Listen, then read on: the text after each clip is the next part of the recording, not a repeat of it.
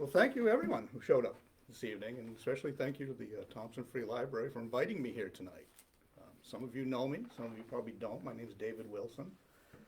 My wife and I lived here in Piscataquis County for more than 20 years, where I served as a law enforcement officer for Dover PD and the Piscataquis Sheriff's Department, as well as Milo PD. I did some work for Greenville PD and the Maine Drug Enforcement and some others. But I was asked to stop by tonight to talk about the 3 books that I've published over the last couple of years and give you a little history of where they came from and the inspiration behind them all. And I don't have a prepared speech. I never do when I do these. And if you have questions, please, just throw them out there. Especially where I'm from, the area. A lot of people like to hear about, this book here because it has a lot to do with this area.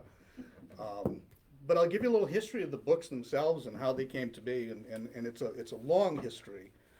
And in fact, the first draft that I wrote was this one called 2 Seasons. And I actually started this over 15 years ago. And the inspiration behind this book, but this wasn't the first one published, this was the second one published. The inspiration behind that book was, I grew up, as a kid in the 1970s, and my family was very blue collar. Dad was a hard worker. Later in life he was a deputy sheriff, but he started out as a television repairman. He had been in the service, avid hunter, avid fisher from the Shirley area, and he had stories. And he loved to tell his stories, and he would tell them to anybody that cared to listen. And they would either be about his time in the service or about past hunting trips, or because he had a hunting camp in Shirley and we had one over on Dobsey Lake up above Lincoln and Lee. And he would tell these stories, and of course being his son and us having a really good relationship, I would get to hear these stories all the time. And Dad he didn't have a bad memory, but he could never remember if he told you the story. So you would hear the stories over and over again, and being polite, you normally wouldn't say, Dad, you already told me that story.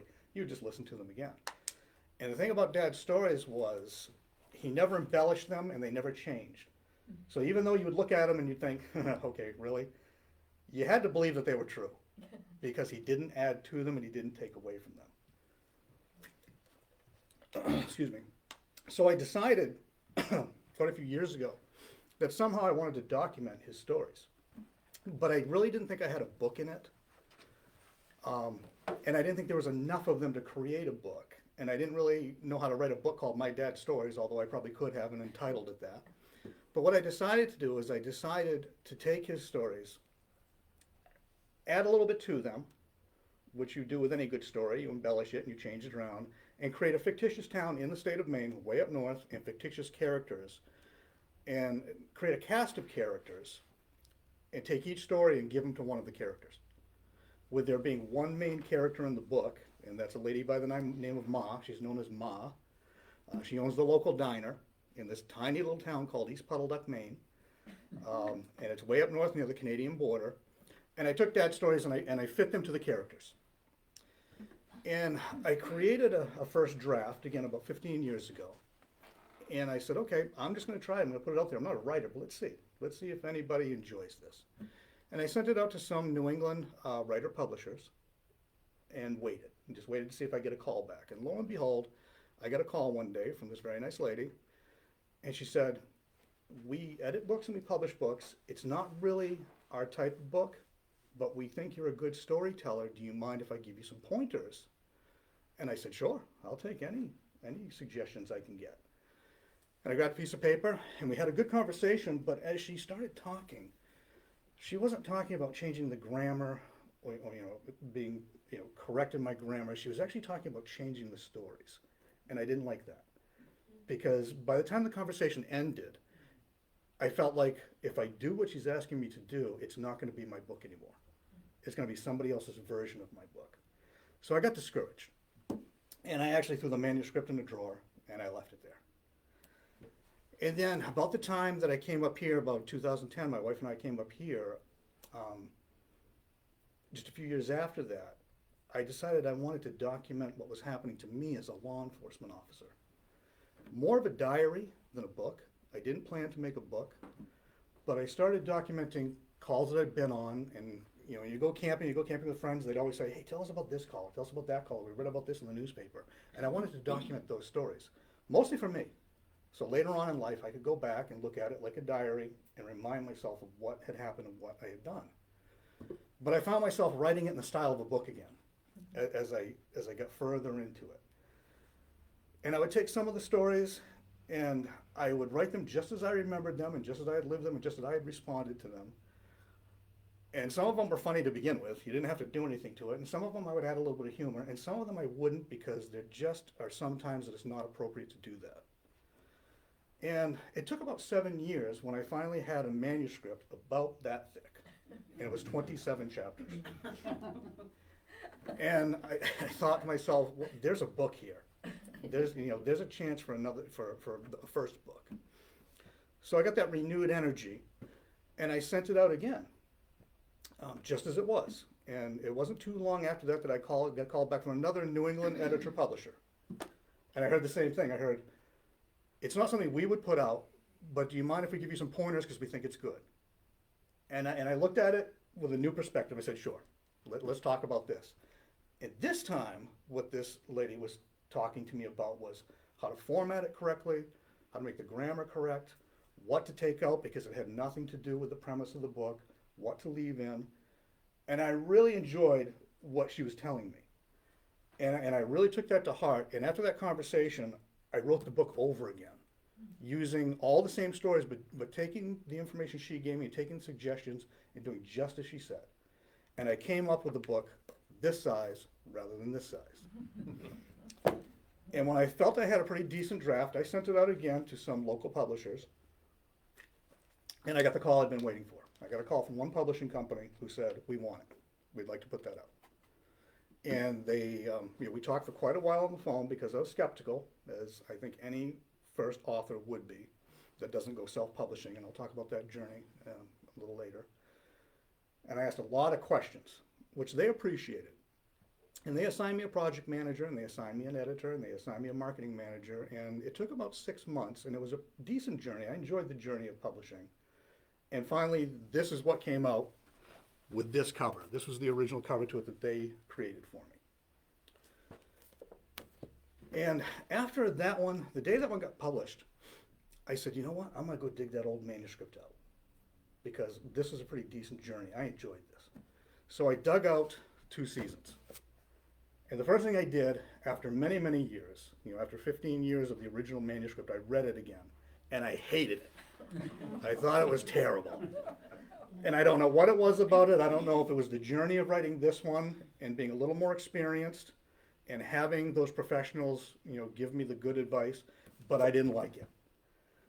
So I rewrote this, kept the stories, kept the characters, and of course 15 years later I had a lot more to add to it. My dad and I had been on a few more adventures. I'd had some adventures of my own, so I was able to put a few more chapters into it. And this is what came of that. So 2 seasons was actually the second book published, but the first book written.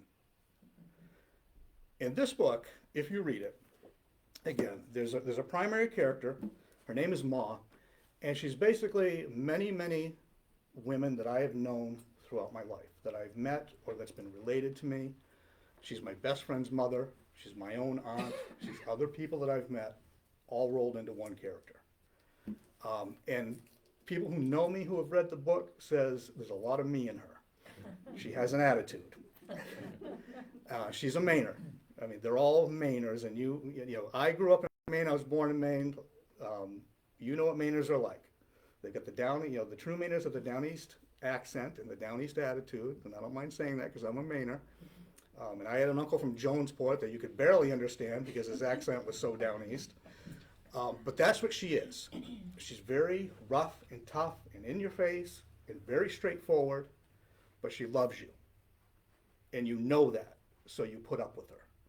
And you can give it back to her, but she's going to win the argument. That's the way she is.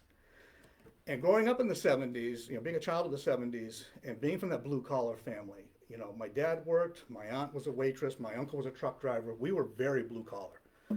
We had relatives that lived in trailer parks down in Lewiston. And when I wrote the book, even though it's set in modern times, that's the feeling you get, is that you're back somewhere else where it's a little more simple, where you don't have the cell phones, where you don't have the video games. You're just reading about things that they're doing, their hunting trips, their fishing trips, things that happen in Ma's diner. That's what you're hearing about. So it's almost like sitting around a campfire and listening to somebody tell a story and then the next chapter is somebody else telling another story. But keep in mind that Ma talks like a Mainer. She has a language about her, so you be aware of that, because that's what I heard when I was growing up. So when you'd visit a relative's house, when you'd walk through the door, it wasn't, uncommon for them to say, "Hey, you little son of a bitch, how you doing?" And they weren't doing it to be mean. That's how we talked. That's how people talk in the family. So that's how she talks. So it's not there to be vulgar. It's not there to be rude. And the one thing about this book is that it's not political. There's nothing to take from it other than to sit around and laugh when you're reading the chapters. And I got a very nice compliment from a gentleman in Texas just 2 weeks ago who read the book, and he wrote me a good review. And he said, "I was sitting there reading your book, and my wife and my daughter came in the room and said, 'What the hell are you laughing at?'" Because that's what he was doing. He was reading the book and he was getting a chuckle out of it. And that's why this was written. This was written just so that you get a laugh out of it. Because I think that's just something we're lacking these days, is being able to laugh, being able to make fun of ourselves without being offensive, without being rude, without being politically incorrect, but just be able to laugh. That's what this book is intended to do. This book here, Peanut Butter Memories, again, that was the first cover to it. The cover didn't go over very well, even though the book is selling very well. This is actually my highest selling book. But the cover didn't go over well. And when I did 2 seasons, I did the cover myself. That's a wood burning on a cedar shingle taken off my house. And the cover itself, obviously it's an outhouse, but there's a lot of Easter eggs. I guess they call them Easter eggs. So when you're reading the book, you'll find yourself flipping back to the cover and going, "Oh, okay, that's why that's there." Because you'll see a picture of a moose on the side, you'll see a propane tank, you'll see a little heater over here, you'll see an ice fishing trap going into the toilet hole. There's a lot of stories in here that are going to remind you, you're going to go back and go, "Okay, that's why that's on the cover." The other thing I did about this book, before I talk about this one, is that, again, there are chapters in this that are based on truth, and then there's chapters in it that I just completely made up. But if I based a chapter on truth, I put a picture at the end of the chapter of when it happened. And there's a chapter in here called Full Throttle Troubles, which is it's a culmination of 3 ice fishing trips. It's my favorite chapter that my dad and I took together. And we fished Dobsey Lake up in Springfield, in Lakeville Plantation. And our ice fishing trips were disastrous. Always disastrous. Something bad always happened. So that chapter is just 3 separate ice fishing trips. And at the end of that chapter, you're going to find the most pictures, because I'm going to prove to you that these things happened. So again, Peanut Butter Memories. So that was the first cover. I've just recently changed it, again, to my own artwork. So this is actually 2 acrylic paintings, one on top of another. The cover's metaphorical, because this book is very different from this book, and I'll explain. The symbolism is every clown I dealt with as a police officer. This book is absolutely true story of my time in law enforcement. From the time I went to, it starts before I went to law enforcement briefly, but it goes to the time I worked for the Hamden Police Department as a police dispatcher. I was a dispatcher way back when in the 90s, to when I went to the police academy, and to my career here in Piscataquis County. That's what this is. How many years? Total, as a full-time officer, nearly 20. In public safety, nearly 40. I mean, I started young when I became, and I told the story in there. There's a gentleman that just retired out of Hamden PD. You might have seen the news story, Dan Stewart. He just retired. He probably doesn't remember the day he called me when I was a truck driver at a very young age, and he said to me, "What are you doing with your life?" And I said, "Not much." And he said, "Why don't you come over to Hamden PD? We're looking for a dispatcher." And that's what started my career. And that's in the book, and I don't think he ever would remember that, even if I told it to his face, but I remember that. So a long career, very long career. The thing about this book is, because I was in law enforcement for so long, and I specialized in drug enforcement. When I got into law enforcement full-time, it was right around the early 2000s. I was 36 years old, so I had a little bit of a career before I got into it, even though I was still a volunteer firefighter. I was still working part-time, especially here in Dover. But it was 36 years old that Dennis Dyer finally talked me into going full-time. And I decided on that day I wanted to specialize in drugs. Now, drug enforcement then was a little different than it is now, but it's still all the same. And I decided that that was really what I wanted to focus on. And many police officers choose something to focus on, whether it's accident reconstruction or firearms. I chose the drug part of it. And I set a goal for myself, that I wanted to become an instructor for the academy, and I wanted to someday go to Maine drug enforcement and do that part of it, because I would have the uniform off, and I think I would be able to do more without the uniform than with the uniform. And I achieved that goal, and I achieved becoming one of the instructors for the Maine Criminal Justice Academy, and becoming what's called a drug recognition expert and instructor. But this book here has a lot of my opinions in it about law enforcement. So this one really has a target audience. Number one, you have to be very pro-law enforcement to read this book. Because I give very little credit to people who break the law. And I tell you right in the front of the book, you're going to hear opinions, and you're either going to agree with them or you're not, and I don't apologize for them, because either you do or you don't. But this book has got very good reviews, excellent reviews, which I'm very happy with, very fair reviews. But a guy by the name of Bill Bushnell, works for the Kennebec Journal, wrote the best one, where he said, Wilson writes a gritty book about his years in law enforcement, and he gives you his opinion, and if you don't like his opinion, the answer is tough.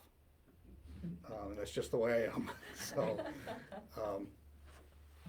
but along with those opinions, it is a true story of the time of my time here in Piscataquis County. Many years with Dover PD, many years with the Sheriff's Department. I talk about the mundane calls. I talk about the serious calls. I try to put as much satire in it as I can, realizing there's a couple chapters where there's no humor added whatsoever, because the incident just isn't funny. And it would be insulting to try to make it funny. So I try to be respectful in that aspect. Again, it's a true story as I lived it. There's, if you've been here for a long time, you know about some of the incidents that have happened here. One of them was the shooting over at the fairgrounds. That story is in here. Attempting to be as respectful as I can, but realizing that there are suspects and victims involved. I do change the names of everybody but 3 people in the book, and the 3 people whose names I put in there hopefully wouldn't sue me anyway. One of them was my best friend, who I dedicated one of the books to. One of them was Dan Stewart, who got me into law enforcement, and one of them is a gentleman who works for the Mayo Ambulance Service. His name is Majid. Some of you may know him. And the reason I put his name in there is because, again, I think there's too much drama in the world. I think we have to deal with it too much, and you have to find humor in as many things as you can. And whenever Majid and I get together, and we look at each other from across the room, we just start laughing before we ever say anything. Because we've been on so many calls together and so many bizarre things that happen that we just have to make light of it. And that's kind of what you do in life with stressful situations. And I try to explain that in the book, is that you've got to laugh at things. You've got to find some humor, because not only is life too dramatic, but it's also kind of a coping mechanism. And especially amongst people in public safety. You get together and you talk about things, and you laugh about things, and other people might think that that's disrespectful, but it's not disrespectful, it's how we cope with it. Because if we didn't laugh about it, we'd just go nuts. It would just eat away at us. So that's my purpose for writing this particular book. Again, it seems to be a very popular book. It's my highest selling book. But just keep in mind that if you buy this book, there's going to be some opinions in it about crime and drugs, and that some people wouldn't agree with. And that's okay. Everybody's entitled to their own opinion. Everybody's entitled to, believe in what they want to believe. This is my opinions in this book. But I try not to overdo it, because I want it to be, I want you to enjoy the book. And I want you to enjoy reading about things that might have happened around here, realizing that not everything that happened around here was nice and pretty and cute. It wasn't. I say a lot to my wife. It's tough sometimes, and it's bizarre being back, because I've been away for about 6 years. It's bizarre being back, and when we become cynical in public safety, because we see things that other people don't, we deal with things that other people don't. And it's tough to drive around Dover or Piscataquis County and see the good in it without seeing the calls you went to. It's tough to drive by the fairgrounds and see the Piscataquis County Fair in your mind, because I see a murder that I responded to. So, you look at a street corner, you don't look at it as if it's just a street corner in Dover. You look at it as, oh man, that's where that fatal accident happened. So, you know, that's why sometimes we write about these things and sometimes we joke about them, because that's how we deal with it. So that's why that book was written. Again, the badges below it are every badge that I ever wore during my career, other than Milo, because they didn't make a circular badge, so it didn't go with the other circular badges. Gotta be everything. And this book here is dedicated to Damien Pickell, who we lost quite a few years ago, Chief Damien Pickell, along with my father. Because I like Damien, he was a good guy. Ma's Diner is the sequel to Two Seasons. This is my most recent book. When I was writing Two Seasons, I had a few more stories, but I didn't want to make this too big because I wanted people to enjoy it. You know, some people look at a book that's too big and they go, I don't want to read that. That's just too much. So I had more stories. And the difference between this book and this book is everything in here is pretty much from imagination. These are just other things that happen to the town folks of East Puddle Duck and Ma, and the trouble she gets into. And most of it's made up, still keeping in mind things that I've done throughout my life and places that I've been. There's one chapter in here that is absolutely true. And when I was writing the first book, I just didn't know how to make it funny. But I hopefully achieved it in this book by putting it into another chapter and making it part of that chapter instead of a standalone one. So there's one true story in this, but for the most part, this is just the town folks of East Puddle Duck getting themselves into more and more trouble. So I like this book. I think it's, you know, it's cute. I like them both about the same, even though one is about true stories and one is completely made up. You know, I'll go back and read these every once in a while, and I still get a chuckle out of them. But this can be read as a standalone book, but I personally think it's more fun if you read this one first and get to know the characters. Because what I do in this book is I take the first couple of chapters to give you just a brief description of the characters, but a very brief description. Because what I want you to do is the same thing that I did. I want you to see somebody in the character that you know. I want you to look at that little brief description of the character and go, I know that person. You know, that was somebody I knew way back when. That was my friend. You know, that was a guy or a girl I knew. So that's kind of how I set up the characters. I want you to visualize who they are. You know, I have character sketches on my website of the characters, but I'd rather have you picture them to somebody that you know. So those are the three books. What I'm working on now, a couple of things. Someday I want to go back and write a third one, but it's going to be a couple years down the road when I get more ideas for that character. So that'll be in the works at some point. I just completed a new cover for this one, and it's a painting. I wanted to, you know, not that I don't like this cover. This again is another wood burning on a piece of wood that I did. But I've actually gone back and actually painted the diner itself, because you spend a lot more time in Ma's Diner in this one than you do this one. This one's a lot of hunting and fishing and other things. This one you're sitting in the diner and having a meal with everybody. So I wanted that, a big picture of the diner, so I just did a color picture of it. Same book, just a different cover.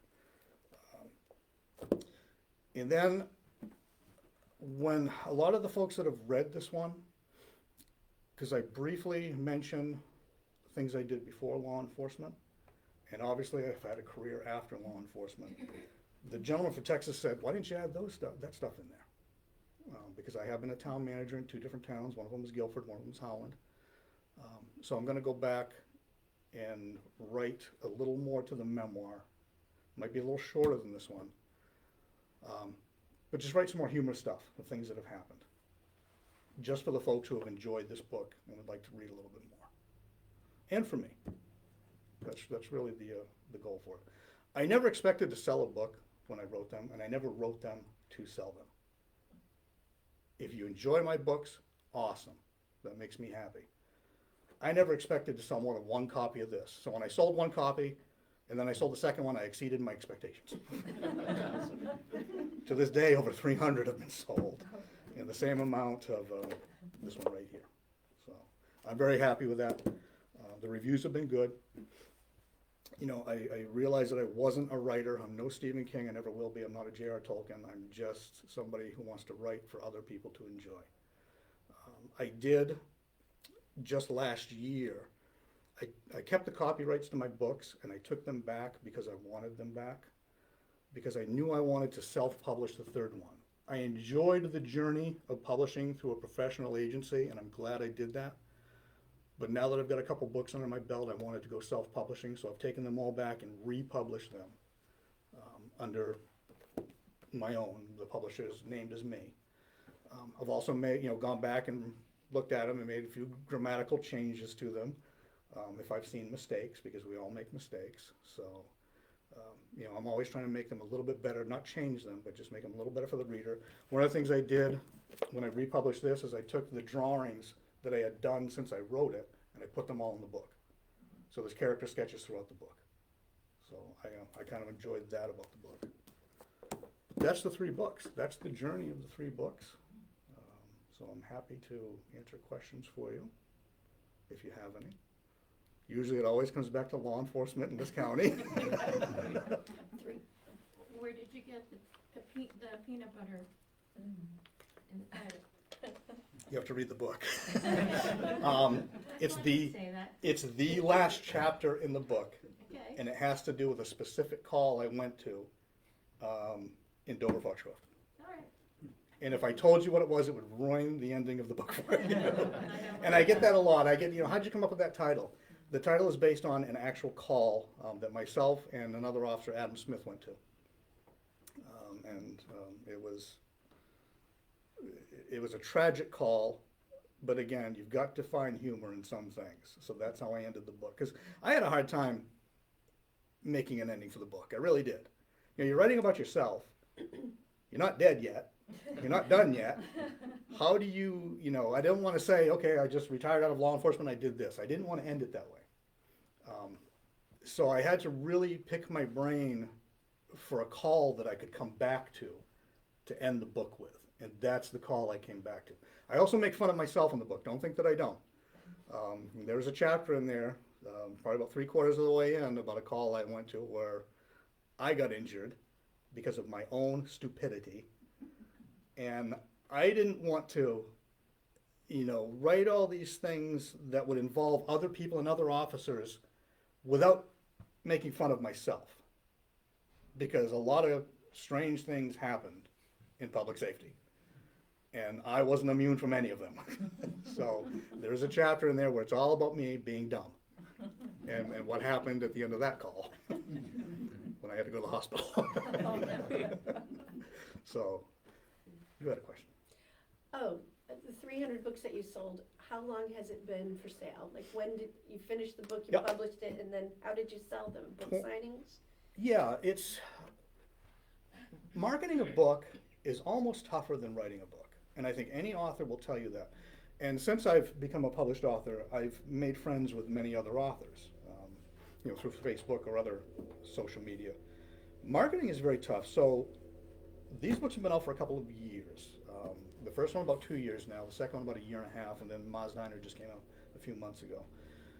But marketing is really, unless you're a Stephen King or a J.R. Tolkien, marketing is on the author. Because we're never going to be part of huge publishing companies that will do it all for us. We're just not. There's thousands of authors out there that either, find a smaller publishing company or go self-publishing. Bookstores, where are the bookstores now, Right. Right. It did take me a while to establish a relationship with a couple of bookstores, and one of them is Sherman's Maine Coast Books. I love those people. I do too. In fact, I do events down there. I did a couple events down there, and they've invited me back. I'll start my first one next month And Booth Bay. in Booth Bay. Yes, yep, that's they're one of great. my stops. And So, then the other one in Brunswick, Gulf of Maine, they're good. yeah, Have you been Bar there? Harbor, and yeah. Mhm. So, I utilize social media because social media is everywhere. Everybody is on social media, for good or bad. Most of it's bad. But you have to use it. And you have to advertise yourself.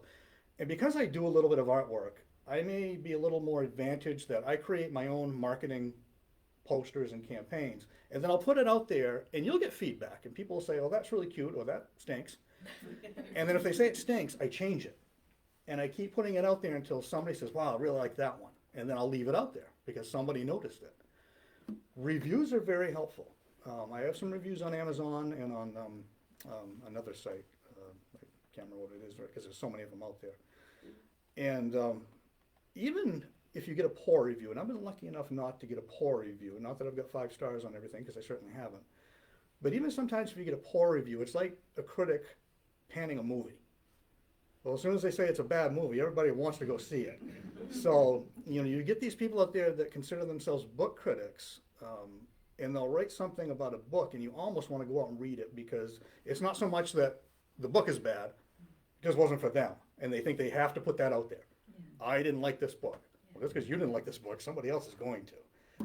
So reviews get a lot of sales, but, and I do libraries. I've done a few of the libraries, but it's really just marketing yourself. Police officers, police stations, I mean, they would wanna read it, I'm sorry, I think. No, like a that. lot of them do, because again, that's who resonates towards the book. But again, I think as a reader, and correct me if I'm wrong, I think readers have a genre that they resonate to, and they stick with it. Mhm. So you've got to be somebody who likes to read about memoirs to want to read this book. You've got to be somebody who likes humor fiction to read this book. The people who like horror or science fiction or fantasy, they're not going to come to this stuff. They don't want to read it. And I've actually offered on my site a few times, especially to other authors, to provide a free ebook. Read it and then give me a review, good or bad, give me a review. And even that's tough to do because, again, people have genres that they resonate to. And I had one lady tell me, no, I don't want to read your ebook. I want the physical book. There are still readers out there that want this in their hand. So it is very tough. Marketing is extremely tough. And Maine author, I would think that would be your thing, you're a Maine author. Well, and it's, Maine people love Maine. and it's funny because I thought that too, but right now this one in Australia goes for $30. Wow. A month ago, if you go to my website, I was interviewed by a gentleman in Kenya, South Africa. I think it's Kenya. Anyway, South Africa. There's a video on my website of this gentleman in South Africa who's a literary student and an author himself, Yeah. interviewing me. That's awesome. I've been interviewed by a guy in Finland. So the books are out there, and you can do that. Whether you use a regular publisher, whether you self-publish, you can go global. Not that there's a market global, but you can go wherever you want. And then it's whether somebody picks it up or not. Now, because of everything happening in the media over the last few years, probably that's why people in other countries want to read this. Oh, a book about a cop in the United States. We know how they are. So maybe that's why people, and then they read it and they go, okay, that's not what I expected. That's not the story of Baltimore or San Francisco or wherever, so that might be some of the draw outside of, New England. Because I even said to my first publisher, they said, where do you want to market this book? And I said, New England. I said, nobody outside of New England's going to read a book about a guy from Dover-Foxcroft, Maine, who was a cop for 20 years. Well, lo and behold, I've got reviews from Texas and other states. So again, I think it depends on what genre you like to read, and then you just go out and look for it as a reader. And if you happen to come across this one, great. Before you wrote these books, had you read a lot of law enforcement type books, Joseph Wambaugh, for instance? Not really. My particular genre, and still is nonfiction, but it's about historical, nautical. I like to read about expeditions in the early 1900s and those type of things.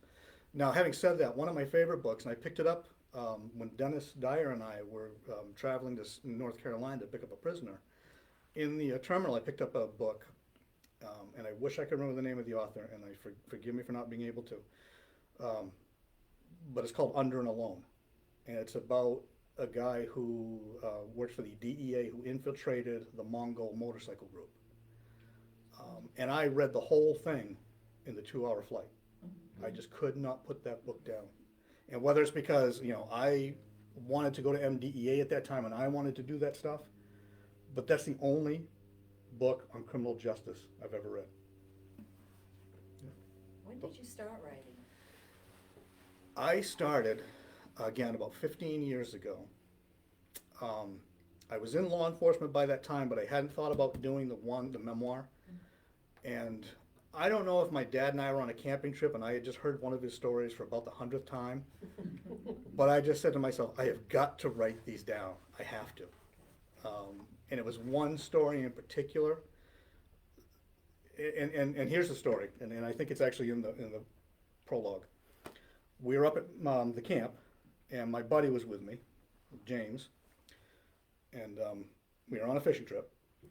And in the evenings, after we got done fishing, we'd sit at the table, because my father had three picture windows that he put on the front of the camp. And this is a camp, outhouse, gas lights, camp. not like people's camp today. And we were sitting there playing cribbage, and we were having a drink. And my father started telling the story again about his time when he was stationed in Venice. And the story, which I've integrated it into the book, and I don't want to give anything up, but it's a story about him and his buddy Toby, who we didn't think existed. But he talked about this buddy Toby, and they were walking down the streets of Venice, and they were confronted by some locals, a lot of locals. Like they were outnumbered about 100 to 1. And my father told a story about how he flashed this tiny little gun at them, and it scared them all away. And he told the story, and of course there's much more to the story, but he told the story over and over and over again. And I actually have the gun, and it's this big. And there's a picture of it in this book. And my buddy and my father would always start a story the same way, every single time. And I mentioned this in the book. My father would say this, and he would, let me back up a little bit. He would say, if I've told you the story before, please stop me. Well, everybody starts a story that way, and we never stopped him, never. But the next thing he would say, every single time, and it got to be such a joke, was, I had a friend once, he's dead now. And he would say that every time. So we figured Toby was dead. So he got ready to tell this story again, and we're sitting there, and I think I'm playing cribbage with my father, and James is sitting over here, and my father goes, if I've told you the story before, stop me. I had a friend once, and my friend James leaned across the table with a straight face, and he goes, I bet he's dead now. And my father was just, because he didn't realize that's how we started the stories. We had never called him on it before. So my father's thinking, well, how do you know my buddy's dead? I haven't told the story yet. That's the night I decided I had to write the stories down. So we have a question from the stream. We'll leave it quicker, and then I have one too. Sure. Alcina asks, are the books for sale locally? Yes. Okay. You can get them at all Sherman's locations. Okay. I'm not sure how many other local stores carry them. You can get them through my website, and I let them go for less than what they're sold in stores. Mm-hmm. Not that I should say that, because my stores out there are not going to be happy with me. But you can go to my website, www.twoseasons.org. I'll sign the books. I'll send them to you. They're about 3/4 of the price that you can buy them locally. But you can go to Sherman's. I think there's another store down towards Portland called Print Books. Or you can just Google it, and my books will come up. There's just not a glut of local bookstores. Right, So- yeah, there isn't.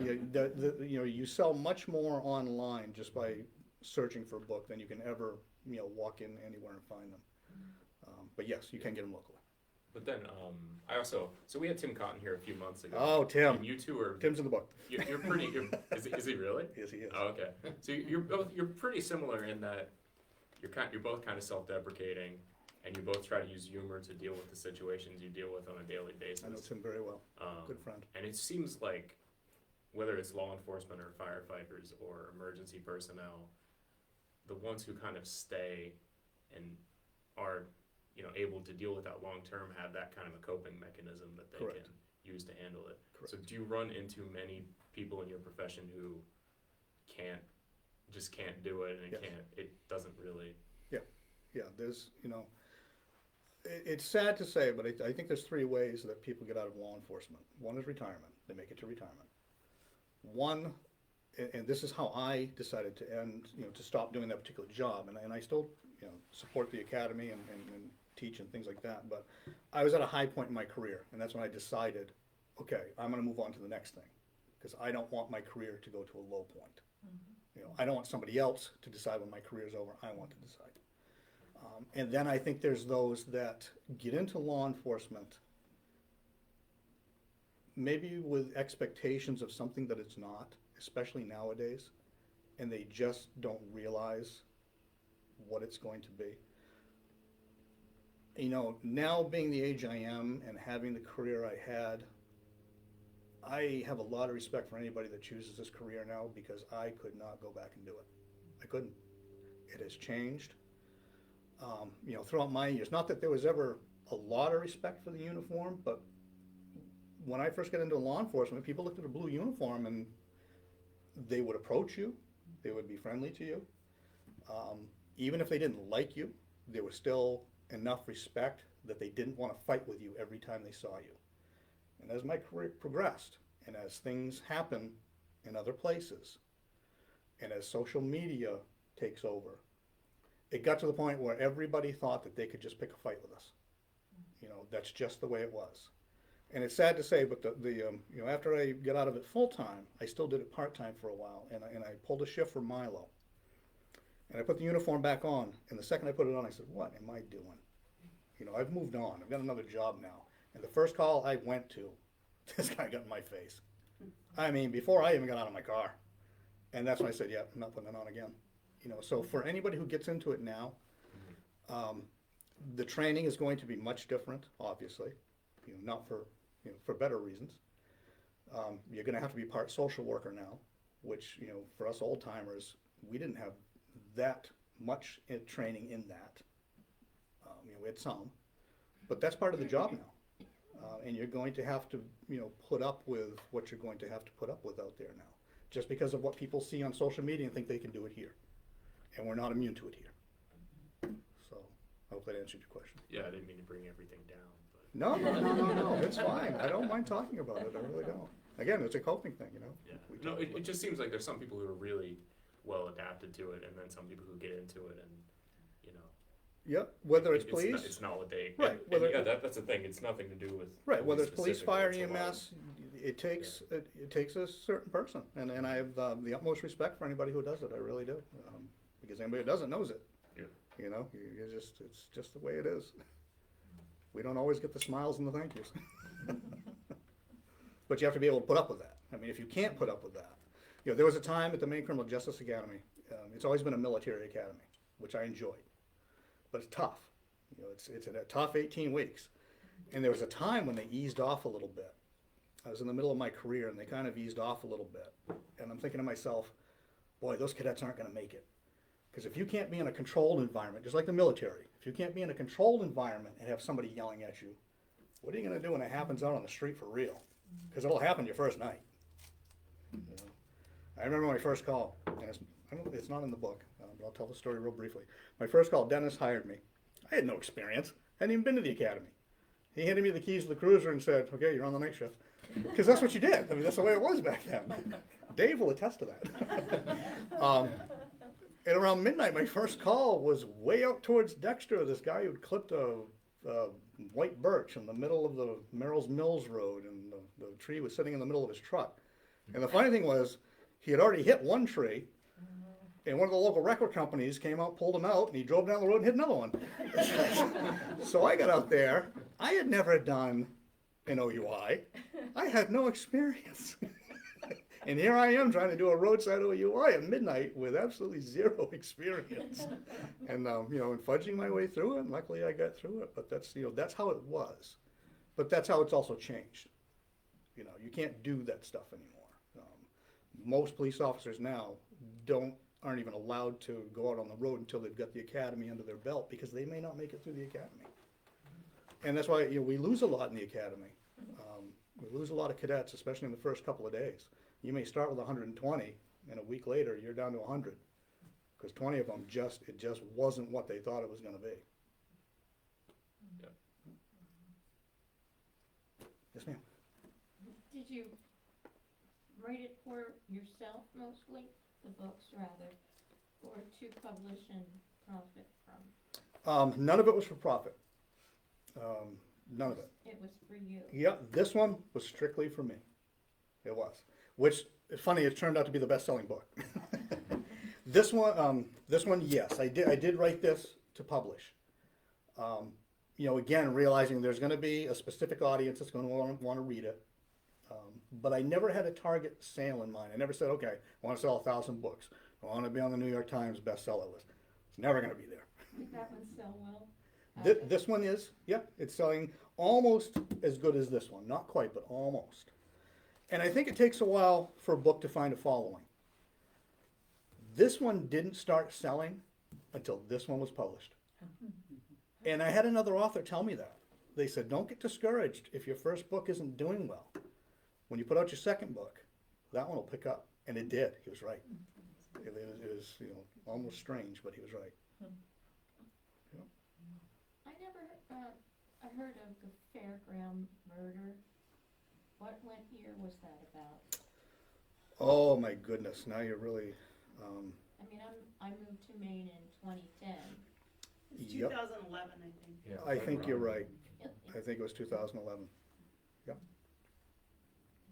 Yeah, and that was a very delicate call. And a lot of things happened. I mean, of all the calls I've been on in my career here, that's the one I get the most questions about. Which book is that in? This one. Okay. Oh yeah, I wouldn't put that in this one. Nothing funny about it. Yeah, and for a long time, we didn't talk about that call because of investigations and you know, turning in journals, investigations and things like that, but it's been long enough.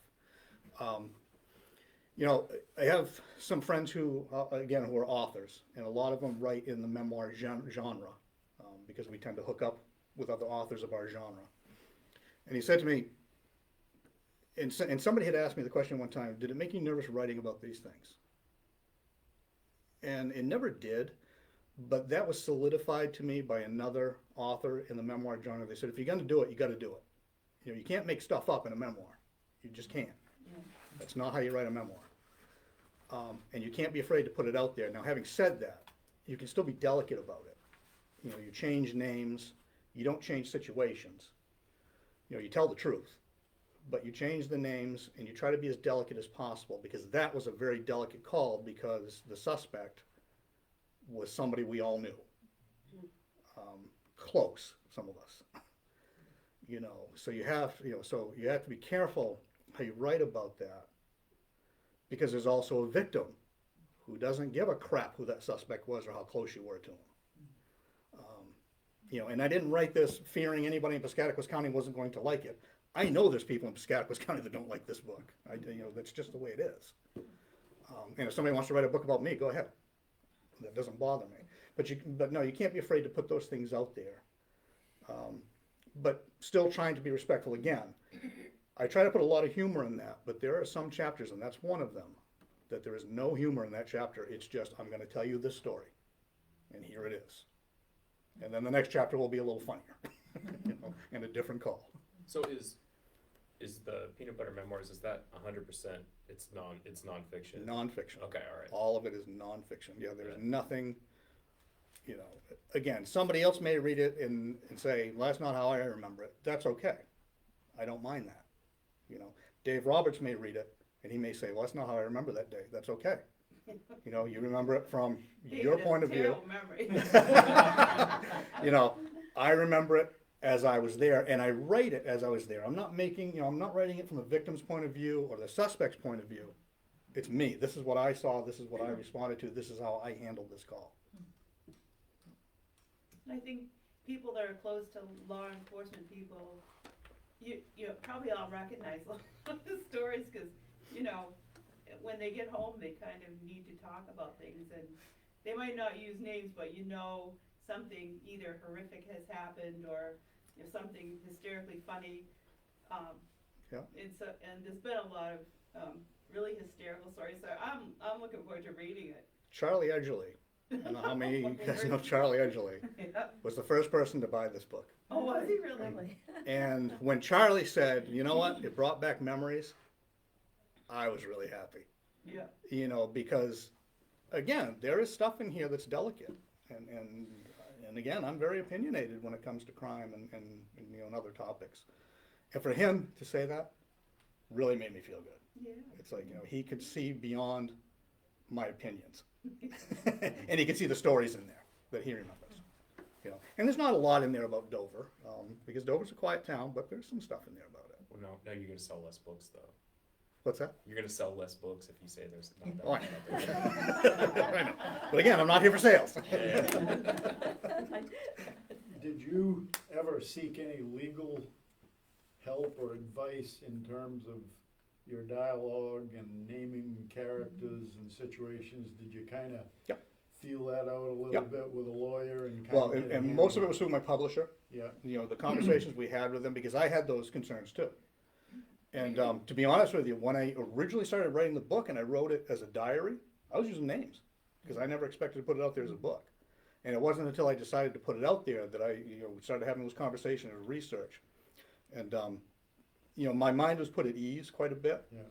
Because, yeah, you're right. I mean, there's gonna be people that read the book that are going to be offended by it in one way or another.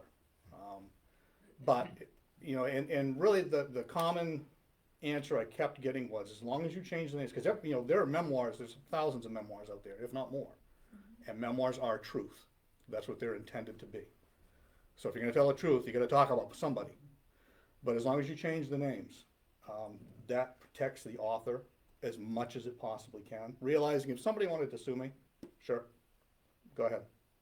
You know, give it your best shot. You know, I can't be afraid to put the book out because somebody says that to me. But yes, the answer was yes. So change the names to protect the guilty as well as the innocent. Everybody. Everybody. Yeah, absolutely. Like I said, the 3 names that are in there, they're real. They can go ahead and sue me. They know I only got $5. So. Have you had people tell you that they don't like what's written about them in the book yet? Or No. no? No. And my guess is the folks that know Mhm. the incidents Mhm. probably won't read the book. They probably are just going to avoid it. Because whether they, you know, they think that they might be named or whatever, but I'm going to guess that. And again, when I talk about, you know, people who have committed crimes, the names I use are pretty goofy. Because I don't want to give them any recognition, you know. It's just what it is. Anything else? Yes, ma'am. You, were into drugs, did you have a canine? I wasn't into drugs.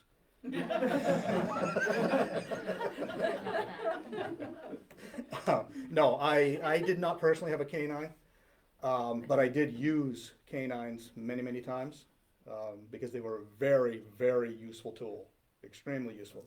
But canines, again, that's one of those specialties that takes a lot of time, a lot of dedication, and because I had another specialty I was working on, I wouldn't have had the time to have done that.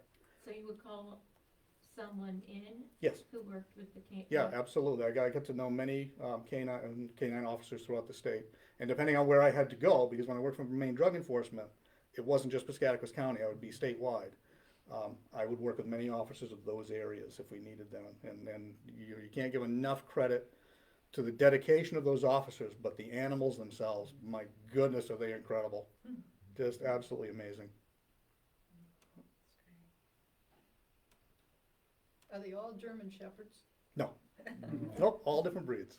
Okay. Yeah, for a couple different breeds, but, I mean, many of them are German Shepherds, but you never knew what kind of breed was gonna be coming along.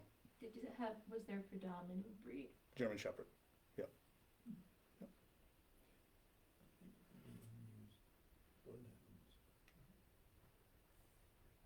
Well, I appreciate it. Thank you very much, especially. Thanks for coming. This was great. Yeah. No one was screaming or. No one yelled at me or anything. Before this started, we were wondering if someone was gonna throw stuff at you. That's right. So I'm standing behind a podium here. I got you covered. You know, if you want a book, I've got them here. I've got a few of the first copies of this book, but this cover is no longer out there. And then I've got this one because, you know, I get an author's discount. I'm not going to charge you full price. For the new cover, the second edition of 2 Seasons or Ma's Diner, $7. $5 for the first one of this. And I have a couple of the first editions of the 2 Seasons that I'll let go really cheap, only because there was some grammatical errors in there that my publisher did not pick up on. So there's some commas and periods that got rearranged. So don't ding me on that. Are both of those black books the same? They are. These are identical books other than the cover. Yeah. They are. But again, thank you very much. I appreciate any time I can come out and talk about this and to take your questions. And it was fun to be back here again because we live in central Maine now, so we haven't been back here for a while. Unfortunately, my wife couldn't come tonight because she's babysitting a dog who got stung by a bee today. Wow. On the nose? No, she ate the bee. Yes, yes. We have a beekeeper on the next property, and then usually they're very docile, but if a dog's gonna chase a bee, they're gonna protect themselves. And for some reason, she likes to. So, but again, thank you very much for your time tonight, I really appreciate it. Thank you. Absolutely. And enjoy this nice weather for one more day.